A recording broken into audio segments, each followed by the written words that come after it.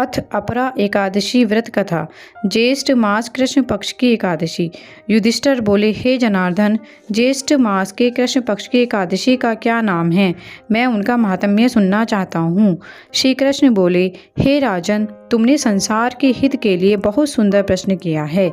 यह अपरा एकादशी बहुत पुण्य देने वाली, बड़े बड़े पापों को नष्ट करने वाली, अनंत फल देने वाली है। जो अपरा एकादशी का व्रत करते हैं वे संसार में प्रसिद्ध हो जाते हैं।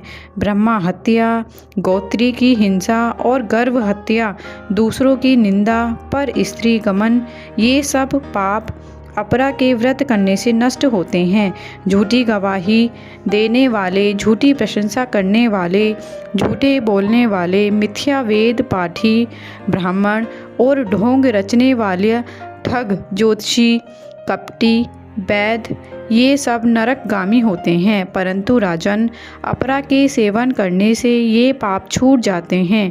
जो क्षत्रिय युद्ध से भाग जाता है वह घोर नरक में पड़ता है। हे राजन, अपरा का सेवन करने से वह निष्पाप होकर स्वर्ग को जाता है।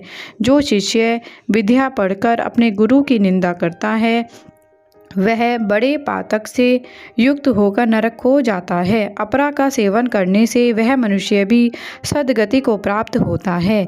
हे राजन, मैं अपरा की महिमा करता हूँ, उसे सुनो।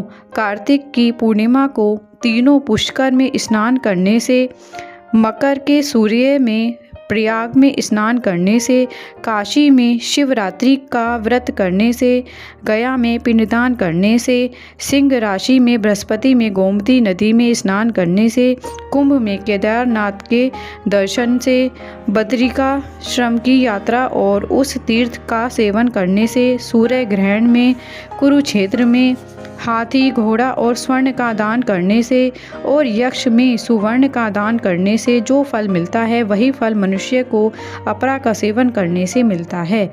अर्ध प्रसूता गौ, सुवर्ण और पृथ्वी दान करने से जो फल मिलता है वही फल मनुष्य को अपरा का व्रत करने से मिलता है।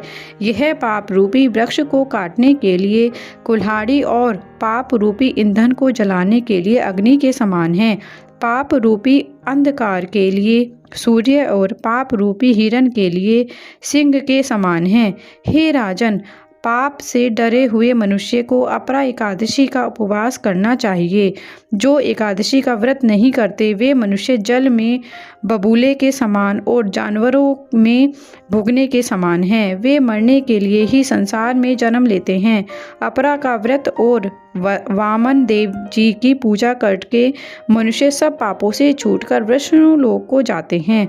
हे राजन, संसार के हित के लिए यह महात्म्य मैंने तुमसे कहा है। इसके पढ़ने सुनने से सब पाप छूट जाते हैं।